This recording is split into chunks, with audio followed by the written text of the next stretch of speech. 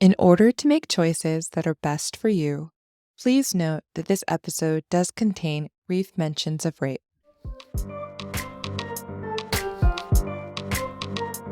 Welcome to Lit Vibes Only, where we lit the shit out of books we love and hate. I'm Kelsey, the unhinged, diehard romantic and fantasy reader. And I'm Amanda, the insightful thrill seeker and historical fiction nerd. Welcome back to another Lit It or Quit It episode. We're always so thrilled to have you all with us. Yes. So I'm going to stay on track and not go off on a tangent quite yet. So if you have not already followed us on our socials, then you should stop and take a moment and do that right now. We are on Instagram at litvibesonly_podcast. And then we are on TikTok and YouTube at Lit Vibes Only Podcast. So make sure to follow us on one or all of those platforms. We have our full-length video episodes up on YouTube for you to enjoy as well. And most importantly, if you have not yet rated and reviewed us, please go do that. It's, we keep saying this, we will keep saying this. It's such a help for us and truly takes such a minimal amount of time. You can pause this episode right now. You're already in Apple Podcasts or Spotify or whichever major podcasting platform you use. Just click that 5-star button. And if you have a little extra time, you could jot down a 1 or 2 sentence review and we would be forever grateful to you. That can be your good deed for today. There you go. Your kindness deed. Yes. I was going to say pay it forward, but I feel like, does that kind of work in this context? I don't know. I don't know either. But either way, however you want to label it, it would mean a great deal to us. And it really does help a new podcast like ours, get seen, get heard, to get more folks' eyes and ears on it. And so we'd be really, really grateful to all of you for that. Otherwise, thanks for being here. We're so excited. I'm excited for this episode because I love this book and I'm the one who chose it. I don't know how excited Kelsey is, but I'm excited to I know it's fun because we text a little bit about the books, but we try not to spoil like our feelings about the book beforehand to make this really authentic. And so, yeah, that's fun.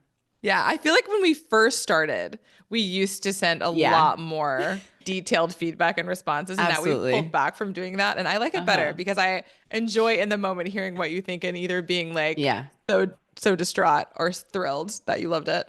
But Kelsey, what are you reading right now?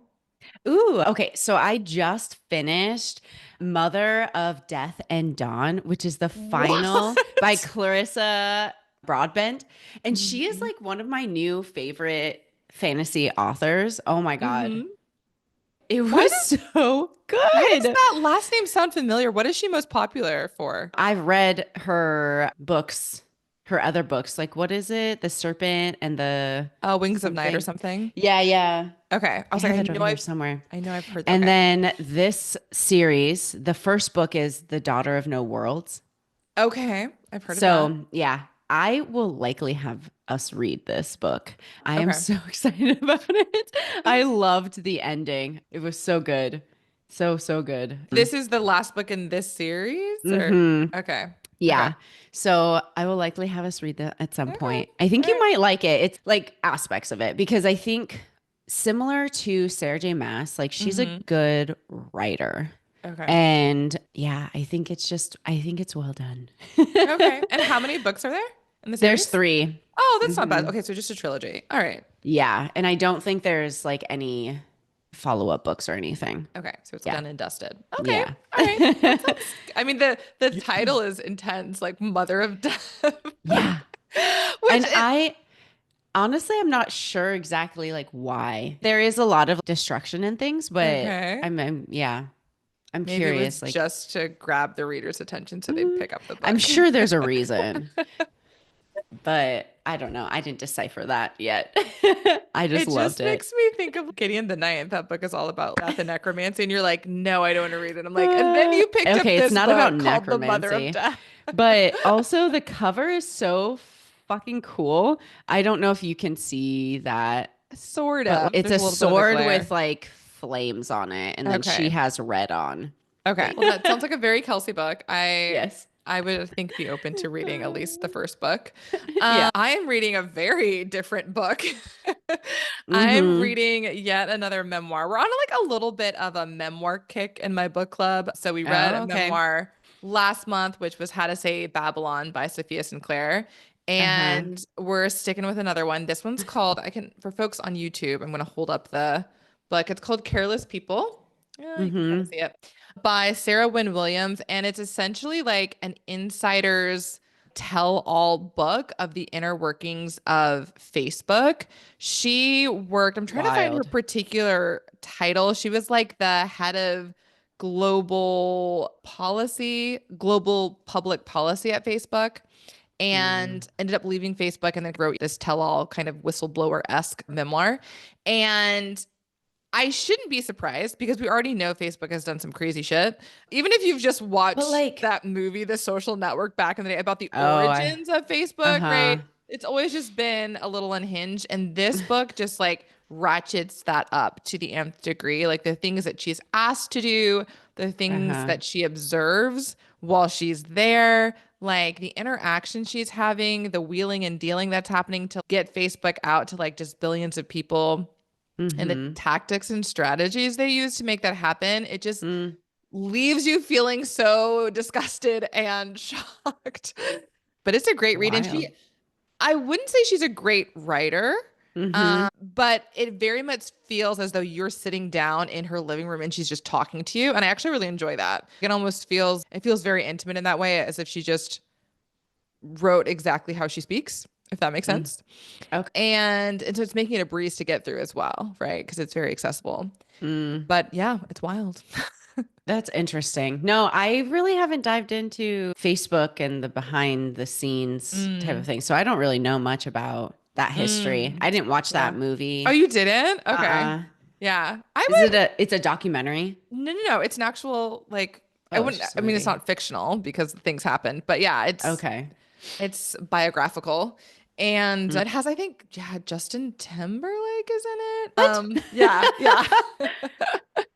Damn. Yeah, I I watched it yeah, back when that's it came out and you're like, "Oh." And the thing that's crazy is, or I'll speak for myself since I'm like a little mm-hmm. bit older than you. Like Facebook, my freshman year of college was the first year that Facebook was like on all college campuses. Like that's when it Mm-hmm. kind of was like, "Oh," and everyone, I remember all of my essentially mentors, like older students who were helping us through orientation. They were like, "Get on Facebook. It's a great way to connect with other students and like really Mm-hmm. get involved in the community." And so we all got Facebook. And it's just weird that yeah, kind of been around. We've been around since like its inception, so to speak, and watched Yeah. it I evolve into remember what it getting it is. when I went to college because it was Yeah. still only college Yep. students Uh-huh. were able to get Yeah. on Yeah. when I first got on. Yeah. That's so wild. It's so crazy. I think the thing too about this book, I won't go into a bunch of details because that's not what we're here to talk about. But the thing that makes her kind of interesting is that she realized very early on in Facebook's growth that it was going to become a tool, kind of this Mm, political tool, essentially, mm, that governments would be able to wield in certain ways. And so she was like, y'all should be thinking about this. Y'all need to be planning how you're going to address this, how you're going to handle it, like what your plan is. And mm. they were like, no, it's fine. This is really just to connect people and we're not really interested. And she's, no, you need to create this position and you need to give me this job. And that's essentially what happened. And then she realized after the fact, what did I get myself into? Slash, what did I create? Yeah, well, That's so she had nothing to do with the creation of Facebook, that its development. That was well, not her thing. She literally was like, as you guys are making these decisions, I'm advising you on what you should be thinking about in order to, Facebook, right? yeah, yeah. To make it more, what is she trying to do? So she's basically trying to get them to think really intentionally and conscientiously about the impact that Facebook's going to have so they can use it Yeah. wisely versus just, we're not paying attention to that at all. People can post whatever the heck they want. Governments can use it willy-nilly. And she's like, no, there need to be like regulations around this. We need to be working with heads of state to Oh, really I see. consider, like she's trying to keep them kind of somewhat, on the straight and narrow and like, how Mm-hmm. do we use this wisely versus Facebook just being like, the only thing we're interested in is growing our users and that's it. And she's like, you need to be thinking about more than just that Mm-hmm. because this can be ultimately a tool for good. Also, it could be incredibly dangerous as we've seen. Yeah, but I guess I always thought that Facebook did have those intentions to be not in the way that she's saying they have strategically used their platform for political purposes, you know? Yes, but again, because she was there like years ago, right? She's like Uh-huh. originally, at least what they were saying, right? And even in their inner circle, we're not concerned with that. Like, we don't want to be a political company. Mark Zuckerberg Mm, himself was like, I don't want to go to these meetings with heads of state. Policy and politics is not my thing. I'm an engineer. I just want to build this app and this website. And she's, no, you've created this thing. It is going to have huge impacts on yeah. international relations, like the geopolitical landscape. You can't just Mm-hmm. hide in your little office and make this thing Right. that is insane in what it is capable of. Mm. So Okay, anyhow, okay. yeah. So anyhow, it's really good so far. I'm sure I'll have more thoughts once I finish it. But yeah, it's a good book. It's a good, good Cool. book. What was it Yeah. called again? Careless Careless. people. Okay. Careless people. And I like the other Okay. crazy thing about her is that she survived this insane shark attack when she was younger. And I'm like, your life is So wild, random. woman. Like, it's crazy. Damn. Oh, okay. So let's Back on track. back on track. Honestly, we've been doing pretty good. We've been doing pretty good. Okay. Not too bad. Oh my So God, my um bangs are acting so weird. They're like splitting in there's the like a middle. little split, yeah. Yeah. A little split in the middle. They want to go their own way today. Uh, Okay, so I guess I'll first tell folks why I had Kelsey please. read this book, which we're discussing today, which is The Frozen River by Ariel Lawhon. And I've read Oh, 2 of her uh-huh. books so far. Yeah, I had to look up her name a while ago when I first read her book because I was like, Lawhon is it is like what Lawhon? Lawan? Lawhon. Lawan. Yeah, that would have been like something I would By Ariel Lawhon. And have. so I've read 2 of her books. I've read this book and I've read Codename Helene. I was originally going to have Kelsey read Codename Helene because Oh Kelsey yeah. has mentioned previously that she's interested in kind of World War II era stories, and that is Yeah, a that's World true. War II story. But The Frozen River is a bit more popular than Codename Helene, has a little bit more traction. And I think as a, as a new podcast, we want to be really strategic with the books that we're covering Yeah. and, books that people have read and are going to want to listen to a podcast episode about. So part of Mm-hmm. it was strategic. I really enjoyed the book. This was a 5-star read for me. I personally love biographical fiction, so fiction that is based on a particular person or event or series of events, and this is Mm-hmm. based on a real woman. And I just think she's a great writer as well. I think it was well written. And I had a sneaking suspicion because of, I don't know, there's like a murder mystery kind of at the heart of it. And so I thought if Kelsey really wasn't into the historical thing, maybe that would be enough Mm-hmm. to grab and maintain her attention for the duration of the book. And there's a lot going on. This is definitely not a Mm-hmm. character driven story per se. There's a lot of plot in this story, a lot of side stories. So I was like, there's got to be something in here for her. So that is why I chose this book. Uh-huh. So Kelsey, drum roll, was this book a lit it or a quit it for you? Okay. I didn't hate it. You did not answer the question. Is I this did not book? hate it. So it was like, but I didn't love it. So Okay. it was in the realm of like soft lit it. Okay, we'll take a soft lit it. Okay. Yes. Yes. I would take a soft lit it over a soft quit it. Let's put it that way. So Yeah. No, it was definitely more in the realm of lit it rather okay. than quit it for me. Okay.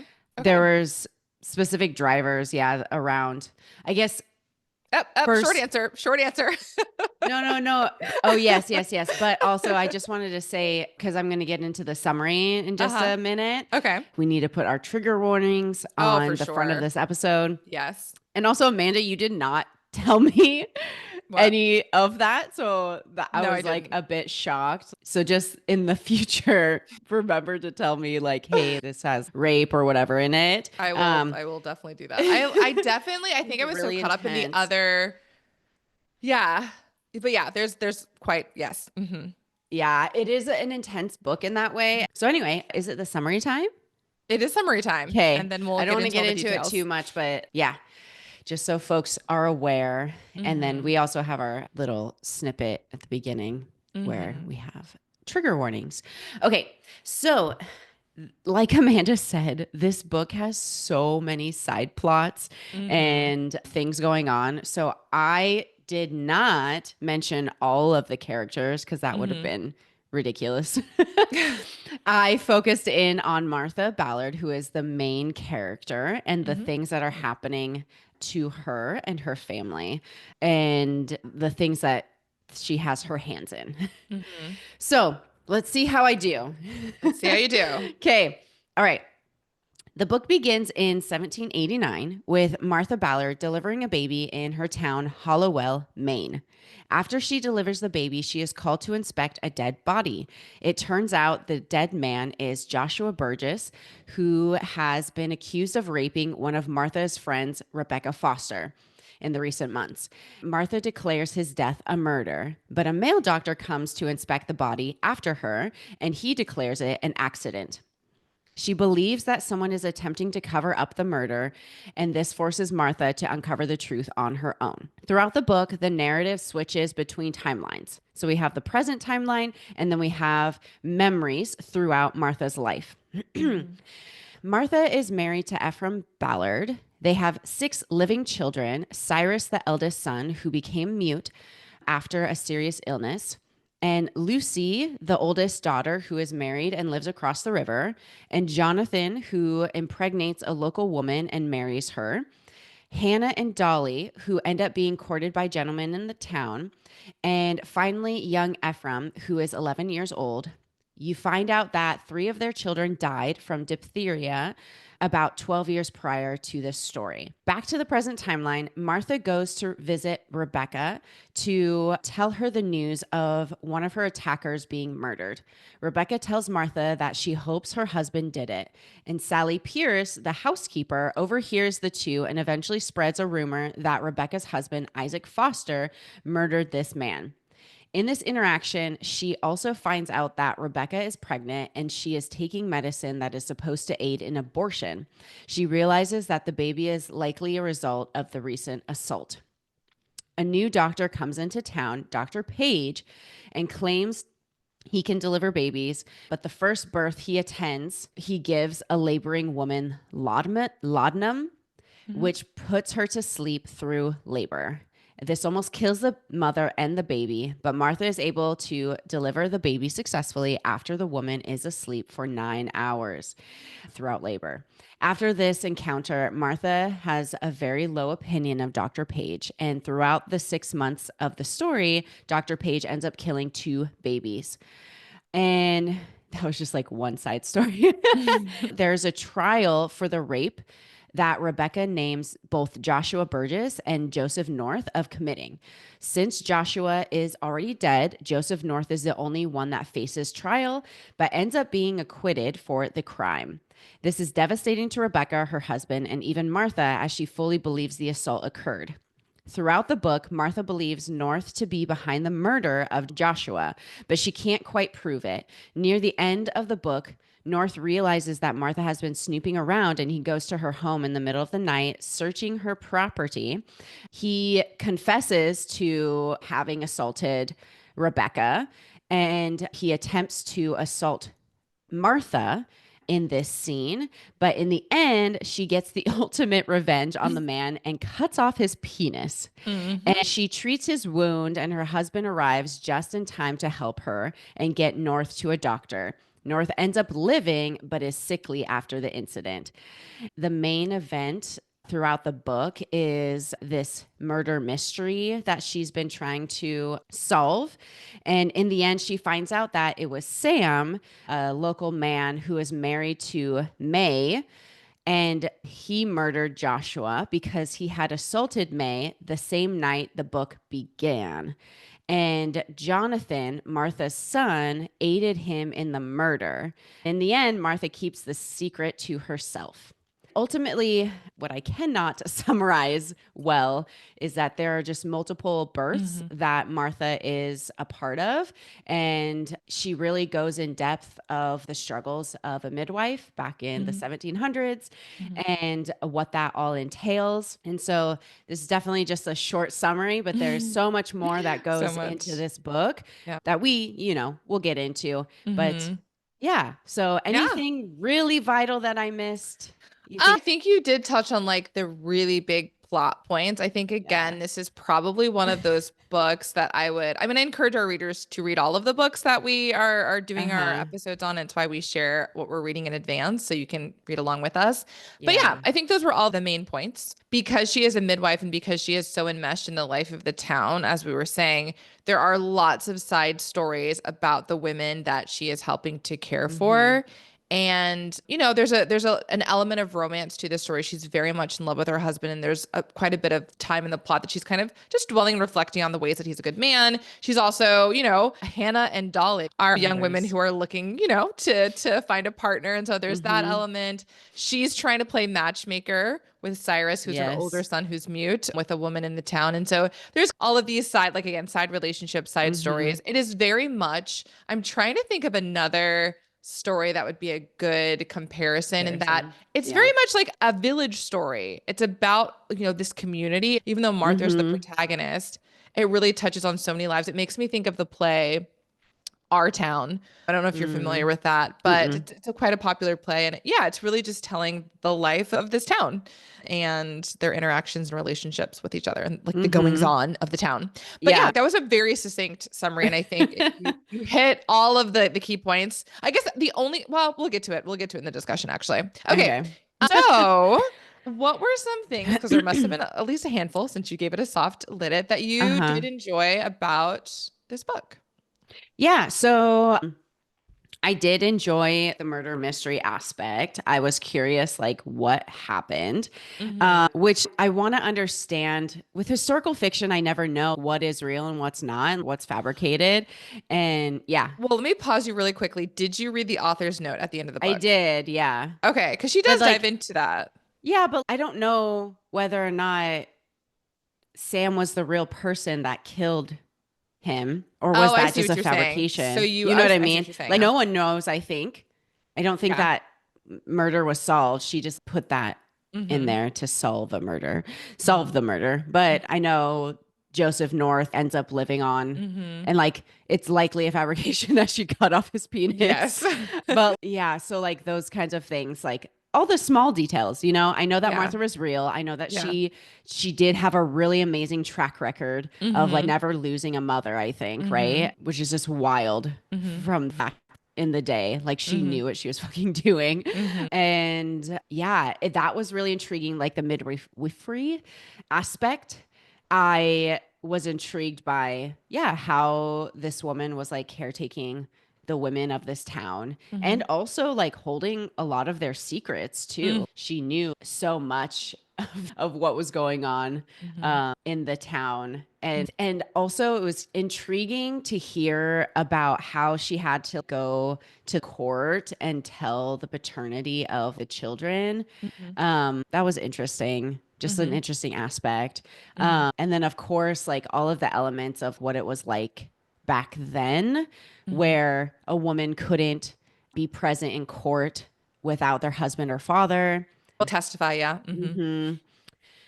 So yeah, I enjoyed the majority of the Okay. aspects of the book. Yeah. I don't have serious criticism for the book. It was just like, yeah, it was a good story. It sounds like it was, obviously not like a genre you normally read. So it didn't have Yeah. some of the elements that you're probably looking for in a book usually, Hmm. but there wasn't Hmm. anything actively horrible about it that you were like, I can't stand it.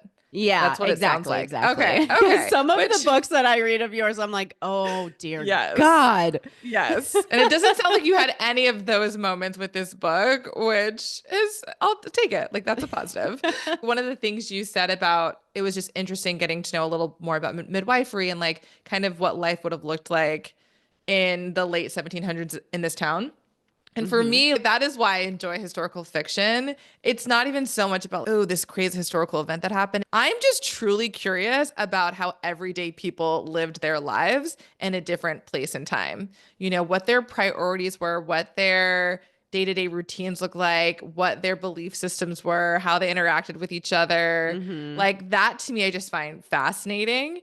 And it's one reason why I love both historical fiction and historical nonfiction.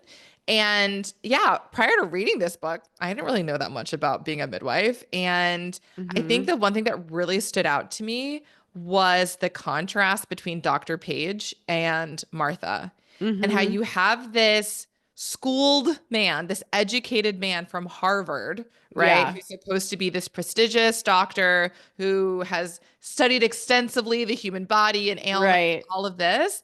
And he is so woefully unequipped to care for kind of women in general, but especially women in childbirth. Yeah. And, I mean, thankfully things have changed over time eventually, but just women's healthcare and women's reproductive healthcare, I think still for a lot of Still. still Yeah. now, there's so many Yeah. issues around just lack of knowledge, lack of information, lack of research. Uh-huh. And that sexism pervades to today, right? Into 2025. Oh, absolutely. And so Yes. looking at this story and like looking at this woman, right, Martha, who has years and years of experience, knows the female body inside out, knows childbearing inside and out, Mm-hmm. and how all of her wisdom is dismissed out of hand just because she doesn't have a medical degree, even though in reality she is so much more well equipped, as we see in Mm-hmm. this story, to help these women. And I really liked that the book highlighted that. And I liked the fact, which we didn't talk about in the summary, there is a Black woman simply named Doctor, Doctor. Yeah. who lives on the fringes of society. She kind of comes in and out of the story and does her own thing. But she Mm-hmm. also is another woman who very much understands the female body, understands like home remedies and natural remedies, and can use those effectively to Yeah. help people when they're ill. And I loved that celebration of female wisdom and intuition, and yeah, women just helping other women in a society that was really not built to care for us in that way. Mm-hmm. So I really loved that a lot about this book. Yeah, I see. And that's the other thing, that the thing that bothers me about historical fiction is just I want to know which details are true and which are not. Because of the Dr. Page thing, I'm like, okay, every person I think was real in this book, right? Or do you know? That I don't know. I don't know if every And single so character was real. I don't. Yeah. and so I want to know if Dr. Page was real and if he actually delivered babies and Well, killed so I them. think That's what I want to know. I understand your like obsession with wanting to know that, but I think my like counter for that would be, even if Dr. Page, he specifically didn't exist, doctors like him absolutely did, right? And Sure. he is based on, so many men, Sure. medical doctors who did those things. So I'm like, I don't know if it fully matters if this particular It guy matters did. to me. Why That's the- my beef with historical fiction. But why does that matter so much to you? Because I feel like there's this thin line that historical fiction writers walk Mm-hmm. where they're allowed to make the details in their oh my god.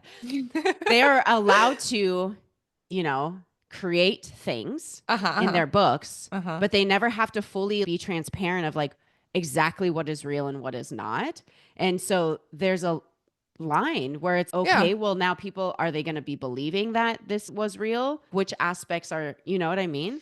Yeah, no, I hear you. And I So think, again, like that was the purpose of the author's note. And that's why most historical fiction books have author's notes to delineate so that people aren't going off thinking, oh, so-and-so did X, Y, or Z. I think but it what still I'm doesn't hear- tell like, you. I was going to say, what exactly it sounds like for you want like a detailed breakdown of like every Absolutely. single character, Yeah. every single word they uttered, every choice they made.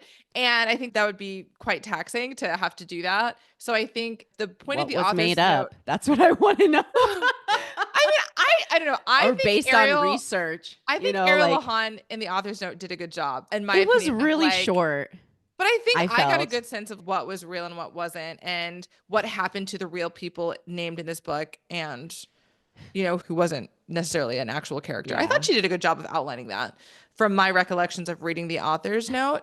But I agree in that I do think historical fiction authors have a responsibility to be really transparent when they're writing these stories, especially if it's biographical fiction like this is, where it's based on a person, to be crystal clear. Here's where I fabricated and filled in the gaps because we don't know. And here's things that we have kind of hard, cold evidence to say this actually happened. Because I think there's something sketchy about getting to take someone's life who actually lived and retelling it in a way that might not be accurate, might be problematic, etc. Like that seems wrong to me, because that is not your story to tell in that way, if that makes sense. Yeah, I think that's my biggest beef with Yeah. historical fiction. Yeah. And I enjoyed the book itself and Hmm. the storytelling. But Hmm. yeah, that's the one thing that I just, every time I read a historical fiction, I'm like wanting to know the details and like dive Hmm. into it. Okay, what did actually happen? Yeah. I mean, I do that. I usually will hop on the internet after and I do my own research too on Yeah. topics. I'm like super fascinated. I do that with, I don't know, with like movies too that are based on real people. I Yeah. always get on, hop on the internet after. So I think it's a good thing. It's encouraging people to do their own Um, research and learn more.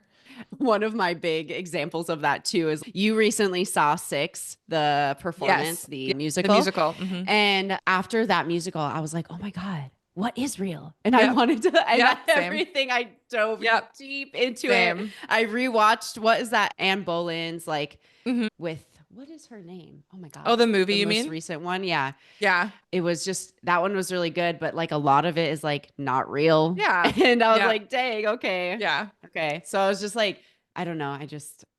I enjoy doing that, but Hmm. also it irks me at the same time. I think you might enjoy historical fiction more that's not biographical fiction. Like I think you might enjoy Maybe historical fiction where it's like it's not based on a real person. It really is just based, it has a like historical on setting. events. Yeah. Sure, right. And so I feel like then you wouldn't be so caught up in like, did this person actually say this to this person on the ninth day of, Well, yeah, no, March in we don't know those 1633? things.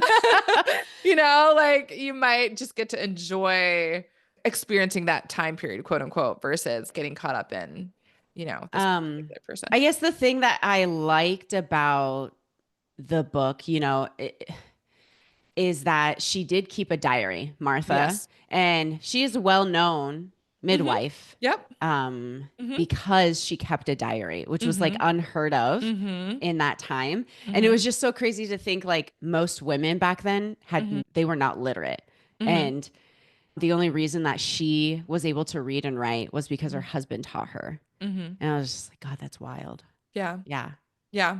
I mean, it dives so much into the oppression of women.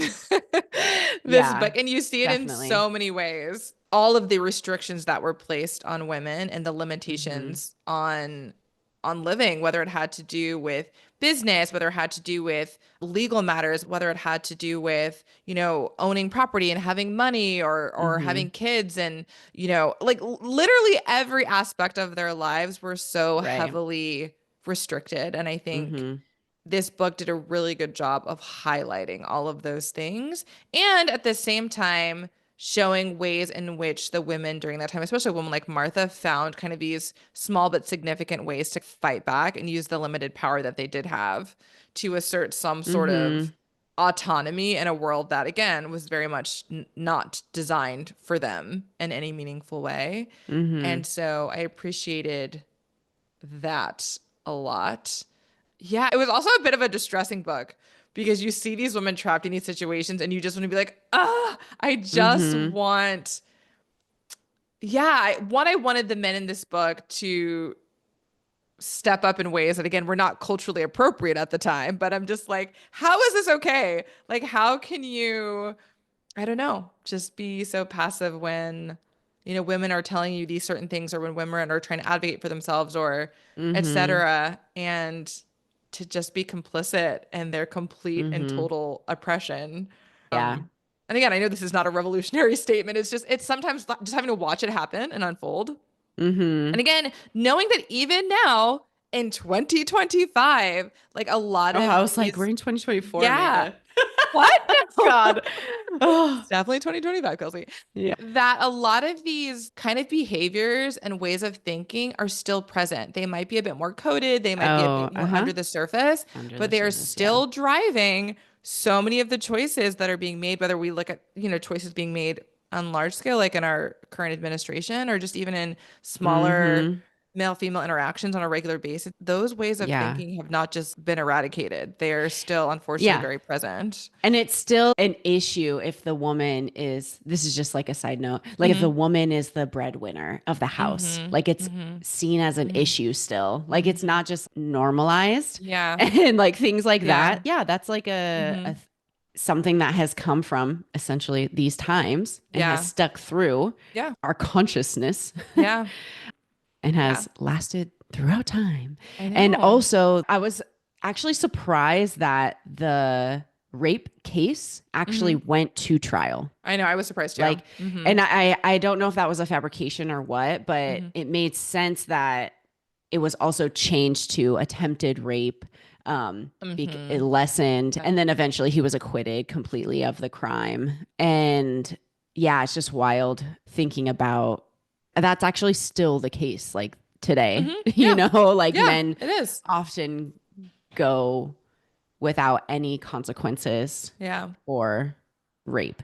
Right. Or like in Um, this case where like she's accused of being like a fornicator, right? Where again oh like the yes. victim blaming. I'm like, yeah, that still happens, right? This Yeah. is not like some 1700s. Oh my gosh, could you believe people acted like that back then? It's like, yeah, because they still No, act like yeah. that today. No, we see that now.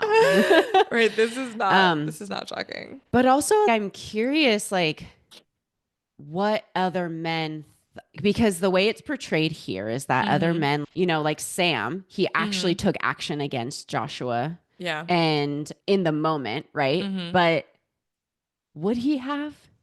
I'm so curious about that kind of like history. What would have been the consciousness back then of men seeing Mm-hmm. their women raped by another man? Would it have been, I don't know, would it have been more acceptable or I don't Oh, know.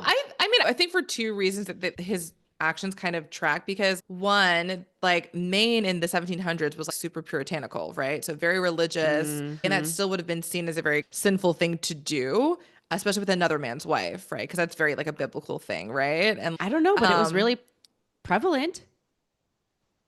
I mean, I don't know how prevalent like raping other men's wives would be. I mean, I think men would often, obviously have sex with their wives that was not consensual because they're like, you're my property, Yeah. right? I Uh-huh. mean, and again, I don't know how common it was that guys were Well, running around doing that, but I do think because of the puritanical thing and because women were seen as men's property, like I could see a mm-hmm. guy being very possessive over his wife or whoever he was with and being like, Potentially, yeah. nobody touches her but me, right? And so for me, that didn't seem I don't know, like out of the ordinary or didn't track because I could see them using their justification, like their mindset back in that Uh-huh. day to validate and affirm those actions. Yeah, So I just that wasn't made sense. sure. Yeah. I don't know. I just wasn't sure. But then the other thing, oh man, something that you just brought up, I forgot. Okay. It was just about you. What? It was just Okay. about the Puritan thing. But Yeah. oh no, in the author's note, she shared a statistic Oh, okay. of like how often women were assaulted or Mm-hmm. how often they had children out of wedlock. I can't Mm-hmm. remember the number she said, Mm-hmm. Mm-hmm. but she said it was similar to like today Mm-hmm. and how that hasn't changed. Yeah. But yeah, I think some of the criticism I saw in the one-star reviews were Mm-hmm. around that and like how so many of the women in this story, because it's this snapshot of history, right? And Yeah. it's a snapshot of this town and world where it's showing, oh, all of these women are being raped and all of these women are also having sex out of wedlock Mm-hmm. and men. And Mm-hmm. is that a true representation of what was going on then? Yeah. And who like it's a small sample set, right? Like this Yeah. is one small town in Maine in the 1700s. That's not Hmm. indicative of what was happening across the country at that time. And obviously the United States was a lot smaller at that time. But yeah, I think that's important to keep in mind. Like you can't take this book Hmm. like with any book, right? And be like, "Oh, this is representative of the Right. entire, yeah, the entire demographic of the It was United definitely States." like for storytelling, Yeah. But I mean, but also purposes. the idea of having kids out of wedlock, I think does track because one, there was not really any birth control. And Uh-huh. so it would be very easy, right, for folks to be like, oh, we just had a little rumble in the not a rumble, that sounds like a fight, like a little what is the word I'm looking tumble in the hay? I don't know what I'm trying to say. I think some of them literally were tumbling in the hay. Yes, yes, literally, because they just go up to like hayloft and get it done. But so I think tracks and having a really quick rushed marriage to kind of cover that up. I think that kind of just tracks with the times in general, Yeah. even more so because again, guys were given free reign to hit up whoever, right? And Yeah. it was very difficult Hmm. for a woman to resist or again claim rape or whatever it might be. So I think Hmm. that I think makes sense. Hmm. That wouldn't surprise me. if that was a high percentage, which is, Mm-hmm. again, ironic when you have a society that's supposed to be, again, so puritanical and, these like church going, God fearing people, and behind closed doors, like all sorts of craziness is going on. Mm-hmm. Mm-hmm. Which again, we can still see that today, right? In religious Yeah. circles. So again, The thing I don't know, I was curious about mm-hmm, they mentioned the Wabanaki several times mm-hmm, and how Rebecca Foster has like a relationship with the mm-hmm, tribe or some of its peoples. mm-hmm, And so does Doctor, the mm-hmm, French woman, mm-hmm. the French doctor.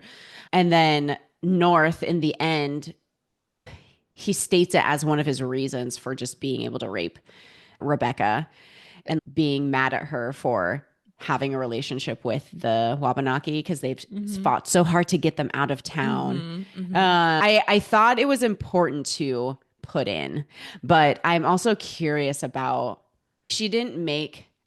I think it would have been more likely that the majority of town would have thought like North Yeah. rather than it just kind of being North and Yeah. just Joshua Burgess. Yeah. I think even Martha probably would have not, would have been a person that would have like the majority of people anyway, just would have not had positive thoughts or relations with the native or indigenous folks in that time Yeah. period. Yes. And also there were people who did, right, who disagreed with the ways that these white settlers were coming in and behaving and interacting and killing and massacring like the indigenous folks. There were people who But did they, have strong relations with them. It wasn't the norm, I don't think. yeah, I don't think But it was the norm. but there were, and we have like stories of that, like documentation Sure. of folks who did have positive relationships with indigenous folks and were trying to work with them, right? And I don't remember because it's been a minute since I read this book, and Mm, I don't know if she mentions in her journal.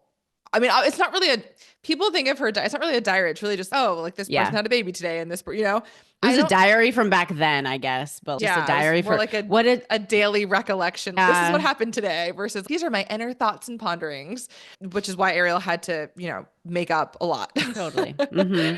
So I don't know if that would give us any indication what her relations were with indigenous folks, but I do feel Mm-hmm. like because a lot of midwives and even like doctor, like you mentioned, the French woman, Mm-hmm. were relying on a lot of the same natural remedies as indigenous folks were as well. Mm-hmm. Logically, it would make sense, to have a relationship with them in terms of we're both healers and using these things to help others. But Yeah. yeah, I definitely wouldn't say it was the norm. For Yeah. sure. And I think we have a lot of history to back that up. Uh-huh. Yeah. Yeah. So anyway, I just wanted to Yeah. point that out too Yeah. about Were it. were there other things? I know you said there weren't like any glaring, oh my God, I hate this, but were there other things about the book that you didn't like since we've talked about some of the Um, positives? oh my gosh. Or like, No, I don't think okay. Okay. so. But I did want to touch on North's attempted assault of Martha and Mm-hmm. like how that happened. It took me like a second to realize what had happened. And I was like, oh my God. And I was listening to it, I was like, oh my God. And I was like walking around the house because I was cleaning and I was like, what? She just And I was sliced off his laughing penis. and I was laughing and I was like, this is so amazing. It's perfect. I mean, Yeah. it's like yeah, go ahead, go ahead.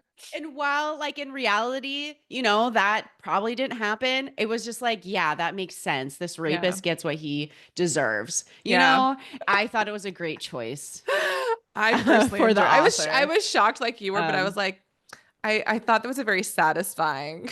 yes, yes. And then, Just oh castrate my them. God, do you remember the husband actually brought the penis to Rebecca? Did he? I don't even Yes. remember And that. then she throws it in the fire. What the fuck? Like, why did you bring this to me? But I if forgot about that. yeah, no, that happened. Well, that happened in the book. Yeah, yeah. That's wild. That was so shocking. I don't know if I've been so shocked. It's been Hmm. a while since I've been that shocked. Yeah. Yeah. It's so interesting though. I grew up in a really like religious Christian households and know a Uh, lot about like the Bible, et cetera. And so you think about an eye for an eye and that whole mm, kind of Old Testament justice, yeah. which, I think was fairly pervasive again in a puritanical time like this in the 1700s. Hmm. And so I would feel like people in this time period, if they valued women, I could see them be like, yeah, that's the punishment. If you're accused of raping a woman, like you get your penis cut off, especially Yeah. if you're a serial rapist, right? And have done Oh this my multiple God. times. Yes. Like I could see that tracking with, yeah, you keep stealing stuff. We're going to chop off one of your hands or whatever, you know? Mm-hmm. So in some ways I was like, yeah, that also just kind of Mm-hmm. feels very like Old Testament justice and kind of fits Yeah. the vibe. There's a lot of indigenous history where it is like that, where Oh. the community comes together. This is like Mm-hmm. old stuff, but it Yeah. also sometimes happens still, but only when the community is like super tight knit and Mm. still follows those like traditions. But yeah, if someone creates harm within the Yeah. community, Mm-hmm. yeah, they pay for it like Yeah. in various ways. Yeah. And that could be like beaten or, Yeah. Yeah. So that's I definitely mean, something that I tracks think throughout it would history. definitely dissuade people from raping if they just knew that they were gonna get their appendage Yeah. chopped off. Yeah. It's very God. effective means of dissuasion. Dissuasion? Is that a Yeah. word? Yes. We're You gonna, would know better you than know what, me. listeners, we're gonna just, it's a word, dissuasion. I'm making it a word if it's not a word. But yeah, like you said, I thought that was very satisfying Yeah. end for North. And then Mhm. also the fact that like all these rumors came up about him like having Yeah. illnesses because he has to have a Yeah. cushion under him. That was hilarious. I loved Yeah. that as well. And Yeah. that he just because of the shame, he would never tell anybody. Never. Like Right. that's It's even wild. better. Yeah. Yeah. Because he has to like deal with it in silence and can't even, this is what she did. Yeah. Okay, so my So question for you then, crazy. because one of the reasons why I chose this book Uh-huh. is because of Martha and Ephraim's relationship. Like, granted, this is not a rom-com, it's not even a Yeah. historical romance, but like their relationship does figure pretty prominently in the story. And she often, like I said, spends some time kind of Mhm. dwelling on her feelings for him. So I don't know, did that do anything for you, I guess, is what I'm asking? Or were you just, I did that element of romance? Because I was like, maybe Kelsey will like this book a little bit more because it does have a bit more romance in the books, Oh my romance God. in this book versus the ones I usually make. Well, I don't know. The women had more romance. Oh, yeah, that's true. But I guess in this story, though, this was like a healthy Yeah. relationship, whereas like in the women, she just goes through a series of like tragic, Horrible horrible relationships. But relationships. this was like, oh, this is a sweet. Yeah, like it was meh. Like it was Okay. fine. It Okay. was fine. Like it Okay. was cutesy. Mm. Yeah, it was fine. It Okay. didn't like I don't know. I don't know if it was It didn't make you necessary. like the book anymore though, or any No. less. Okay. Okay. No. And I guess it was good to have that balance of like all of these horrible men and then her Mm-hmm. relationship with her own Mm-hmm. husband. Mm-hmm. Like that probably was part of the reasoning that Yeah. it Yeah. was Like not placed all or men. put Yeah. in there. Mm-hmm. But yeah, like it was Okay. a sweet thing. And I don't know. I'm curious. Yeah. Again, going back to how historically accurate it could Mm-hmm. have been. I'm just curious about those things. Yeah. But he did protect her in ways because part of what we haven't mentioned yet is that in this story, Mhm. is it Ariel? Yeah. Mm-hmm. Ariel chose to make Martha a victim of rape. Mm-hmm. Oh yes, we haven't talked about that. Yeah. And she mentioned, yeah, this was like her own Creation. making Mm-hmm. versus historical fact. But in that storyline, she was raped and then I believe she was pregnant, right? Or the No. possibility of pregnancy was like looming. And so Ephraim married Martha. Yeah, I mean, it was also just this idea that she was going to be this shamed woman and her marriage prospects would have been like slim to none. Yeah. And so he kind of saves her from a life of shame by marrying her. It was very much like a let me marry you and make a honest woman out of Mhm. you, for sure. Yeah. And so there was like a level of protection there from Mhm. him, which I don't know a lot of men would have done like back in the Mhm. day, Mhm. So I was curious about that. Yeah. But yeah, it just seemed like, a sweet, loving relationship Yeah. with how many children did they have? Fucking A 10? 9? It was Yeah, it was crazy. crazy. Yeah. No, yeah, I think it's 9. But I can't remember. Did she have any miscarriages or stillbirths? I don't think Oh she. God. I don't know. I know she has like the 3 who died from diphtheria and then the 6 Yeah. living. So, I mean, Yes. but it would make sense if she had at least a miscarriage or 2 somewhere in Yeah. there, right? Especially given the time period. I just can't remember if she detailed that or not, Yeah. because 10 is like in my mind, but I Okay. can't remember You might be why. right. There might, yeah. But yeah, you're right. Those 3 that died from diphtheria. And oh my gosh, that scene in and of itself, the recalling of that, like that was intense. And then diphtheria, what do we know about diphtheria now? Like I haven't studied much of it, but like she mentioned how the parents didn't get sick, but all the children did. And then Cyrus lost his voice after that. Yeah. And that also was my understanding as Ariel's creative license there, like because the record says that Cyrus never married, which is really uncommon for men. And so she kind of assumed, or, knowing the times, he likely had something going on. Yeah. Some That would sort have of made him less disability. desirable for marriage. Yeah. Exactly. And Yeah. so, oh my God, I'm having a squirrel moment. There's two. I'm having a total squirrel moment. I can see there's literal squirrels outside my window, and they're like on the roof of the house next to us, and they're just running across. One is drinking water from the what are the gutters? The gutter. Oh my gosh, that's hilarious. All right, we're having an ADHD break so Kelsey can observe the squirrels on the neighboring they're so cute. house. Oh my That's God. hilarious. They're still there. Anyhow, yes, the scene where she literally has to watch her children die is absolutely gut-wrenching. Yeah. And again, another part of womanhood and motherhood and again, obviously women today are in situations where that happens with childhood illnesses, et cetera, accidents, all of these things. But that scene in particular, just being so helpless and knowing that all of your best efforts, all of your remedies, especially as a healer and a midwife, she was like, there's nothing else I can do in this moment to save my kids. And they're basically dying in my arms, like multiple 3 kids all in one go. Yeah. How do you recover from that? Like she expressed in the book, you don't. Yeah. Like, how do you just they're always with you move and forward? Yeah.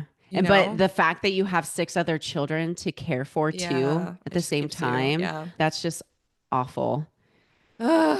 Just like one death would just completely devastate you. 3, and you just have to keep waking up in the morning, putting one foot in front of the other and showing up for your other kids. And you're like, oh God. But yeah, that definitely got me in that book. But I did like the creative license that she took and having Cyrus, like she's playing. So Martha essentially plays matchmaker between Cyrus and there's Sarah, I think is her name. Sarah? Yeah, Sarah. Who's kind of like, there's a lot of gossip around Sarah in the town. She's a bit of an outcast woman. And so she's because she has a baby. Because she has a baby. And so I did enjoy that little storyline of her like trying to play matchmaker. Trying to play matchmaker. Yeah. And eventually Sarah's baby daddy shows back up. Yeah. And no one believed her that he would. Yeah. And that's Henry. Yeah. But yeah, and it seemed like Sarah and Henry would be able to have a pretty prosperous life. Yeah. Owning, he buys the general store. Yeah. Owning the general store. So good outcome for her. Really quickly, I wanted to go back to the point you made about Ephraim being a good guy, a good man. And you were like, I wonder how historically accurate that is. But I always love when authors do things like that because I think it's really easy to paint with broad strokes and be like, everyone was this way back then, or everybody thought this. And that's never true, right? There's always exceptions. There's always people who buck the system and do what's right. And so I think it's always important to have those reminders in a text. And so I'm actually really glad that she wrote a character like Ephraim, or I guess he's real in that he was married to Martha, but the way that she portrayed him, because I think it's really easy to be like, oh my gosh, every single man, the 1700s was like a horrible misogynist and mistreated woman was just out here like whatever. It's like, no, of course it's not true. And again, we have evidence to support that. And so I appreciate that because it can be, especially as a woman reading this book, you're just like, oh, man. And I think it's important to keep that in mind too. Yeah. I mean, while Ephraim is probably like way over here on the scale, there's also like Isaac Foster. Yeah. And then Henry, who comes back for Sarah. And then Sam, who protects his wife from her rapist. And Jonathan, who ends up marrying the woman he got pregnant. Oh, Jonathan. Yeah, he just kind of seems like the wild boy. I don't know. Yes, he is a little wild child of the town. Which again, I Yeah. like that you kind of see these variations of men. It's Hmm. not just this cookie cutter, right? Yeah. Even the guys that you mentioned all had different like weaknesses and strengths and had Hmm. very different relationships with the women in their lives. And I'm just Hmm. glad that she incorporated that Yeah. variety. And then on the other end, there's Dr. Page and then Yeah, North North, and Josh Burgess. Yeah, Burgess. exactly. Yeah. Yeah, there's a lot of evil out there, but it's definitely balanced in this book, I think. Yeah. Because even I don't remember his name, but basically the husband and wife who run the local tavern or whatever. Like I really Oh, yeah, I enjoyed don't remember. their little they're like minor characters, but their Yeah, yeah. relationship. Great. Is there anything else? And again, I know as always things will come up when we read the reviews that we'll want to touch Oh, on. yeah. But is there anything else big that I feel like we touched on, at least the things I was hoping to discuss. Yeah, nothing more super sticks out. Oh, also like Percy, the bird. What kind of bird was it? Oh, was it a falcon or Was it a a falcon? oh, I'm Yeah, not that whole whatever it storyline was is. all see like people there's so many different storylines So like many. I was like, Percy, in who are all you of talking this. about? And then also like Joseph North, he has a dog of some kind. Yes. Mm-hmm. I don't even know what kind of dog it is. I don't It's like a remember. bigger dog who he sicks on Percy to try Mm-hmm. to kill Percy to get Mm-hmm. back at the what are The their names? Ballards. Ballards. Mhm. Anyway, that whole thing is wild too. Yeah. It's all just like Yeah. You should just read mixed. the book. It's Yeah, it really is worth it. Even it, hearing yeah. us talk about it, all the small intricacies Yeah. and details, I Yeah. think it's still worth reading. Yeah. And even one of the things we didn't get into really in detail is just all of the courtroom drama and how Oh, the legal yeah. system worked back then and like all of the steps and procedures and again the ways in which women were very much restricted in that process and Hmm. how things were decided and who was deciding and especially Yeah. because again the United States was very, very new at this Is time. a It had literally baby. just been formed, right? Paul Yeah. Revere also is mentioned in this story because there's a connection there with the Ballards. And so Yeah. it really is just an interesting story to see America in its inception and kind of what was happening, Yeah. in this town in Maine as this country has just kind of come into being. So even for that Hmm. aspect, it's also an interesting read for lovers of history. So also just Yeah. there. I know. Just thinking some of the judges that were involved in these Hmm. cases Hmm. were members who had helped write or who had signed the Constitution. Like that part was interesting. It was a very small part, but it was like, oh, Hmm. wow. Which makes sense to have these leaders of this new country serving in, judicial roles like throughout the colonies at this point. Or I guess Uh-huh. they wouldn't be colonies anymore. They're now the United States, but Yeah. you know what I mean. Very Okay. newly turned. Very newly. Okay, cool. But Yeah, then it's wild. let's shift then to our literally the best or literally the worst. The So I'm gonna worst. read some 5-star Goodreads reviews. Kelsey's gonna Hmm. read some 1-star Goodreads reviews to expand our conversation a little bit, Yeah. add some more voices to the mix. And we will always start with the Yes, the bad negative. Yes. so we can end with the good. So take it away. You have 4, correct? Correct. Okay, cool. All right. This first one is from Tina Okay. and said, how is this book rated so highly? It was so painful to read. The length, the plot, the boredom. My gosh, it was so boring. It dragged, and the flashbacks were even worse. The main character was preachy and sanctimonious. Why do we care exactly what she writes in her journal when we just read about the events themselves? I wanted to give up so many times, but I hope the mystery would be solved. Ugh, I'm so angry at this book. Dang. Wow. Very Yeah. different, very, very different reader experience. Yeah. Where do you think they're talking about her being preachy? And I think just overall, because she is, Martha is displeased, with the ways in which men are acting in this book. And she has no qualms about saying that. So maybe that's what she means, where she's just like yeah. constantly spouting off, you shouldn't be doing this, or this guy's behaving in a way Mm, that's not okay, or her ranting and raving hmm. to her husband about what's going on, I Yeah. guess. I personally Yeah. did not think that she was those things. So Yeah. I don't know where And she's going with I that. think the connection to the journal makes perfect sense for this story because that is Yeah. where she got her information. Yeah, Like, exactly. no, I think that was necessary. Yeah, it And I helped didn't to think it anchor was it. super boring. No. So, Especially because, like we said, there was so much happening with so like, many different people in this book. so Like, much was what happening. was not, what was not. Maybe, and this was my wondering is like maybe this person just wasn't interested in the story of the midwife. Sure. Yeah, that could be That it. could be possible. And it is more Intriguing to me. if this is someone who maybe like me, maybe reads more thrillers or something, felt like Oh, this was yeah. more of a domestic fiction and so therefore not as titillating as, yeah, something along those lines. But okay. Well, then let's do a 5-star. This is from Karen, and she starts off with a quote from William Shakespeare. Quote, "Truth will come to light. Murder cannot be hid long." Unquote. Although historical fiction, late 1700s, this is based on a true story of a midwife who kept a meticulous diary of an incident that occurred in which she wanted to find justice. For her time, this was not an easy task for women to do. So, in many ways, this is her story. The fictional story depicts a strong woman, Martha Ballard, a midwife, who speaks her mind against impossible, powerful men who appear to easily get away with despicable acts.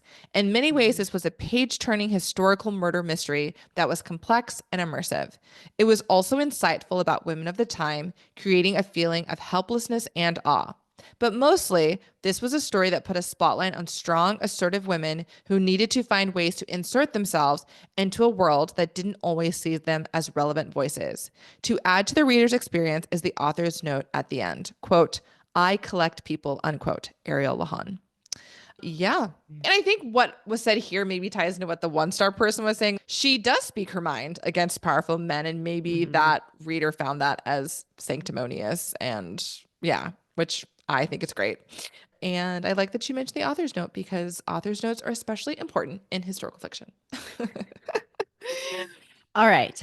Next 1-star review for Dog Bites Books. Oh my, okay. Historical fiction light. It is a historical novel in that it is set in the past, but the narrator's voice and her persona is 100% 21st century. A modern day girl boss plunked down in late 18th century Maine. It assumes its readers can't handle something that actually reads as 18th century. And you know what? The 18th century was wild, much more surprising and interesting than many people know. I read some reviews that question whether French kissing and so many babies were born out of wedlock were accurate in late 1700s Maine. LOL, of course they were. But instead of leaning into the very particular wildness and complexity that existed then, Lawhon, how do I say her name? Lawhon did the most basic thing she could and dumbed it all down. Also, way too many characters that aren't well developed on purpose to prolong the mystery. So I had a hard time keeping track of them. Diary entries that recap what already happened in the story. I won't read another book by this author. Oh, dang. I mean, I guess there could be some validity in that her using side stories as a way to lengthen the overall story because, yeah, the actual murder mystery doesn't take that much time, I guess. And a lot of it is turned into like courtroom proceedings, which I guess could be seen as boring. But I don't know. I didn't think she dumbed it down. Although, and I've talked about this maybe back in like an early historical fiction episode that we did, that I can't stand when historical fiction writers write characters that are very clearly 21st century characters in the way that they act and behave and think and then just put them into a historical setting. And I didn't get that here. And I think there were empowered, forward-thinking, progressive women in the 1700s, in the late 1700s. I think to be like, women wouldn't have thought that or said that. I'm like, I think you're dumbing down history by thinking that. So I don't agree with that. But I do agree that when it does happen, it drives me crazy. Because I'm like, yeah. I see it a little bit, I think, but not, I'd have to go back and if I was to reread this book, I would probably focus in on like Martha's perspective and just her opinion on things and how it might differ from now to back then. Yeah. I think I could see it. I couldn't. And I think it drives me crazy when people are like, yeah, women wouldn't have thought that way back then. They were all just so meek and mild and just so fully beaten down by the patriarchy. And I'm like, no, there were women who were resisting in all sorts of ways for centuries, right? But okay, my next 5-star is from Des the Bookworm. This is an interesting and captivating listen on audiobook. 3 exclamation points. A midwife in a small town has to unravel how a man under the ice ended up dying and how he got there. She is a strong FMC with even stronger opinions. Charging herself with finding the truth, she's on a journey to find a killer and unravel a mystery. This is an incredible telling of a story inspired on true events, and the author states 75% is true and accurate, full of mystery, intrigue, and some suspense. I found myself walking right alongside our midwife, easily envisioning the scene due to the rich and detailed descriptions. What an incredible story that gives us a look back in time. I appreciate the accurate history entwined with the multiple stories that hitches your breath, rises your anger, brings in the tears, and without a shadow of a doubt, a smile to your lips. I felt every emotion in this novel, and I know it's one I'll be thinking about long after I finished reading it. Highly recommend you listen to or read this novel for a unique story that actually happened for the most part. I don't know if 75% of it is accurate. I don't know if did she actually say that in the No, authors? I don't think so. I'm like, I don't remember seeing that percentage. And also, like, how would you quantify that? Exactly. Are you like writing all the details down that are accurate, and then I don't all even the know. things you did? Like, I don't know. Yeah, she definitely filled in quite a bit, and she definitely states that in her author's note. Smile to your lips. That's gonna be my new phrase. A smile to your lips. I did not cry in this book, though. Did you cry? No, I didn't. I got really emotional when her kids were dying, but I did not cry. Yeah, I didn't cry then. But yeah, I felt that for sure. I felt it deeply. But okay, Patty B. I am one of a very few who did not like this book. It was slow. The main character, Martha, was far too feministic to be believed for 1970. The language was too contemporary. For 1970. I read it backwards. That's so weird. 1790. Okay. Oh my God. I was like, did we read the same book? The language was too contemporary. The characters had little depth, and the villain was almost comical. The ending was ridiculous. She tried to include some mysticism with the silver fox, which fell completely flat. It's based on the real life of Martha Ballard. I wish I had read the biography versus historical fiction. Interesting. I forgot about the silver fox thing. In the end, I don't know what the point was for it. I don't know. It just was like this little motif she wanted to slip in there. But again, I disagree with this idea that there weren't women back in the 1970s. There weren't women back in the 1790s and 1780s who were thinking these things. I just think that's such a shallow and inaccurate, I don't know, way of thinking. Yes, the majority of women probably were just kind of going along with things because that was all they knew. But clearly there were women who weren't and who were like taking strides to educate themselves and fighting, Yeah. And again, we have stories of those women. So why is that so hard to, I don't know, believe? But it seems like people are also saying, about the language itself being contemporary. I felt like the narrator of the audiobook was a really great choice, but yeah, it didn't read like old world to me, Well, technically, right, late 1700s is an old world, but I agree that the language would be their word choice, diction would definitely have differed, and I can agree to some degree. Right. It's not like as late 1700s as other books I've read who've really tried to like capture that. But she didn't come across to me as like this, 21st century person. But okay. Christina, 5 stars. The Frozen River is an amazing and satisfying read. When I learned that it is based on the diary of a real midwife, Martha Ballard, and that the setting is Maine, where I live, I couldn't pass it up. I'm so glad I didn't. Not only is it a very detailed account of a midwife's daily duties and hardships, but a mystery as well. The way Ariel Lawhon weaves the story together with her beautiful choice of words is spellbinding. It's a work of art that I could not put down, or I should say, stop listening to. Her use of all 5 senses makes you feel as if you are there watching the story unfold. There was never a dull moment in the book. I didn't know that midwives dealt with illness and deaths along with delivering babies. Ariel Lawhon gave Martha just the right amount of strength and tenderness to balance her personality and endear me to her. There are some dark situations discussed in this book: detailed rape, murder, injury, misogyny, and bad language. If you are able to read about those things, then I recommend you read this book. I'm going to read all her books now. So yeah, I'm glad that she also incorporated like the trigger warning in there. Yeah, midwives did more than just birth babies, y'all. They were basically Totally, like they were totally. like the town doctor, really, even though they weren't allowed to call themselves that. Like, Yeah.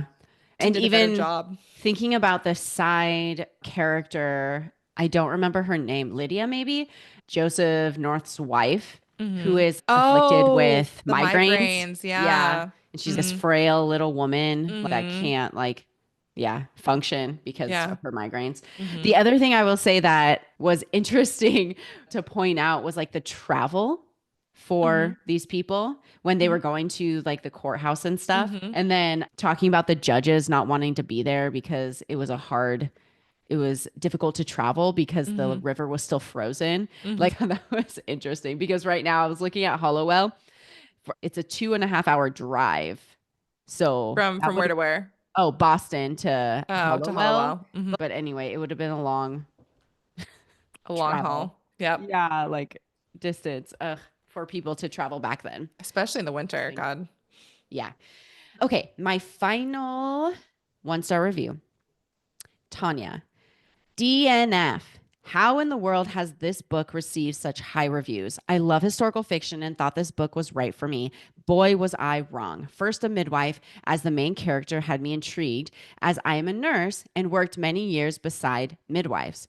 She made her first mistake in the opening chapter in the delivery of a baby that I wondered if the author ever consulted a midwife. You never cut the umbilical cord until after the cord is tied off. The next thing that got under my skin was the language. They speak in the modern day English, not 1789. This was very off putting and took a lot away from the historical fiction aspect of the book. Last, the way the main character speaks to others, especially men, as if she is the one in charge in a time when women were seen as objects to own and control, is not as a significant leader and investigator in a homicide. I felt this was Patricia Cornwell's forensic pathologist, I don't know who these people are, Kay Scapetti, trying to be portrayed in 1789. Do you know that book? No. Or is that a book? I don't know. I have no idea what that is. Or if it's like I don't know what that is. Maybe it's like I think it possibly is from a book, the author, and Kay Oh. Scapetti is the main character. I Oh, have to look maybe. it up. Yeah, we'll have to look that up for sure. I think, I mean, her point about the cutting of the umbilical cord, et cetera, I think Yeah, also it's important to keep in mind, like medical practice back then would not have been the same as exactly. now. So to be like, Yeah. well, we do this now, so obviously she doesn't know what she's doing as woman. This was literally hundreds of years It's ago. possibly what was done back then. Yeah. So I'm So curious that about seems that. silly. But a lot of people really are harping on both the language and Yeah. her being too empowered of a woman. And I would say that in a town of this size, in this time, and if she is the prominent midwife, which we have again her diary to prove that she was, Mm-hmm. she certainly would have found herself in multiple scenarios and situations where she did have to confront men and basically be Mm-hmm. the advocate for these women. So again, I don't know. I just don't think it's that far fetched. And I think that's what midwives do and Yeah. have been doing, right? Yeah. They're women's advocates Yeah. during labor, Yeah. especially because women can't, they are not themselves and they're in a lot of pain Yeah. like during that Yeah. time. And so they need an Yeah. advocate beside Yeah. them. Right. So maybe Right. that is like what she Yeah. had learned throughout her life as a midwife. It's just so weird to me that so many of these reviewers are just so adamant in this belief that all women back then were passive. And they want to Yeah. believe that too. It's just, Yeah, where it's is this coming interesting. It's an from? idea. Like, It's, yeah. Yeah. Very um, interesting. Yeah. the other thing to point out too is the way that she became a midwife Mm-hmm. was from this like cranky old woman who was like Mm-hmm. very, Yeah. I don't know, strong in Yeah. like her beliefs and Yeah. her profession. Mm-hmm. And she taught her everything she knew, you Mhm. know, before Yeah. she died. Yeah. So yeah, no wonder she's the midwife that she is. One, Exactly. because of her teacher, and two, because Yeah. of, you know, who she is. And in those situations, it's often a life and death situation. So you do have to be assertive. You do Oh, have to be, yeah. So it, Uh-huh. again, I think it tracks, but Oh okay. gosh, I just Oh, want to mention one yeah. other scene Go where for she it. had with Doctor, and it was that very end. Oh my God, we didn't talk about this at all. But Rebecca's baby, and when she was in labor, Mhm. and they had to turn the baby because it was breech, Mm-hmm. and how they turned it, like she Yeah. stuck her hands inside of her and turned the fucking baby. That was wild. And then Martha was like pushing down on her belly. Oh my God. Can you imagine the pain? And people have to go through that now too, but epidural exists. Exactly. But then Rebecca did not want the child, and she wanted them to kill the child. Yeah. And of course, Martha didn't do that. And she gave the baby to Sarah, I think it was. Yeah. Sarah or Sally. Sarah and oh, yeah, maybe it was Sally. I don't remember. The one that just recently had a baby. Yeah. But anyway, that was a wild part. Yeah, just like the history of childbirth, right? Like over centuries and centuries, like the things that the female body one can do and the things that women have gone through is just absolutely bonkers. So bonkers. And again, another reason why I enjoyed this book as well, because I feel like, again, I learned a lot. Okay, real quick, last 5-star review. This is from the Lit Homebody, and I love that she uses lit just like we do. Okay, so 5 stars. This is why I love historical fiction. Not only is it educational and insightful, but it teaches you about a life so foreign to us in these modern days. Lawhon did a phenomenal job marrying a dense plot with evoking emotion beyond anything I've experienced in a book. I just finished it and I already want to listen to it again. This is a heartbreaking story, not for the faint of heart, but it's the amazing tale of an incredibly brave woman fighting for justice, in her small town. Her work as a midwife was so interesting to learn about, and this is easily within my top 5 favorite books of 2023. P.S. Jane Oppenheimer is officially my new favorite audiobook narrator. She brought the story to life. Also, please read the author's note at the end. I love how a couple of folks say I thought it was a perfect person for this narrative. Why? Her voice just worked really well with the character. Like, I don't know. Okay. Yeah. I think I am going to, part of this podcast and what we're doing is trying new things and branching out. And I think I am going to try and start listening to audiobooks, especially with summer coming and I'll be out on more walks and things. Okay. Just, and again, I've listened to audiobooks before. I've had good experiences with them.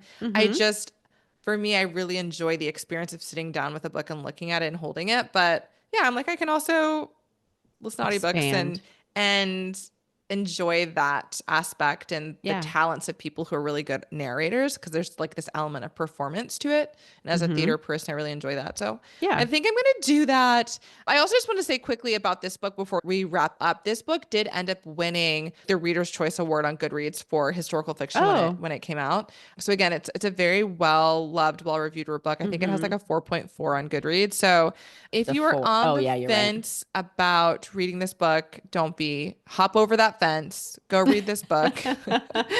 I think you'll enjoy it. And like the Lit Homebody just said, I think it's educational and insightful. I definitely came away with some new understandings that I didn't have before. So Kelsey, we're going to add something? One thing, I posted this before I started reading this book, but it was Book Huddle. She's a really famous Instagrammer. Yeah. She has glowing reviews for the Frozen she loves River. This book. Yeah. She's the reason why I read it, actually. I often read books that she recommends because she's always recommending books. And she has consistently recommended this book. And I was like, okay, it's historical fiction. I need to just read it. And really enjoyed it. Does she only have one other book, or how many other books does this author She has 6 in total, I believe. Oh, okay. Yeah. Because one of the other ones is codenamed by Helene. No, Codename Helene. That's what I was going to have you read. Codename Helene. Yeah. Do you actually think I would like that book? You're really hard to predict, honestly. I can think of reasons why you would like it. Okay. I will just say that. I think, again, it's a World War II era novel. It's got a strong female protagonist. She did some crazy things that I think are going to surprise you. And that one's even more historically accurate because Nancy Wake wrote her own biography, right? She has an autobiography, and that's what the book is based on. And I know you want to know what was real and what wasn't. Yeah. So I think you'll also like it for that reason. Okay. Yeah. We'll see if I pick it up. On my own. On your own. Just like me picking up Sarah J. Maas books. Okay. I have so many books to read right now, though. I'm just looking at my coffee table, and then I have several on my Kindle. It's never It's like hard for me to keep up with our books. And Did I tell you I started a book No, oh my God. A book club? Yes, you told me No, last time. I was going to say book podcast. Wait, you have a book podcast?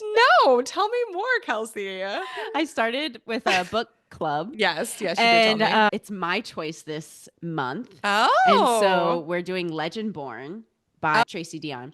And I'm very excited about it. The other women in my book club were not so excited about it. Are none of them? Go ahead. I was curious how you all choose your books. Is it just one person or is it like you all do it consent? So basically our process is anyone can put forward a book for voting, right?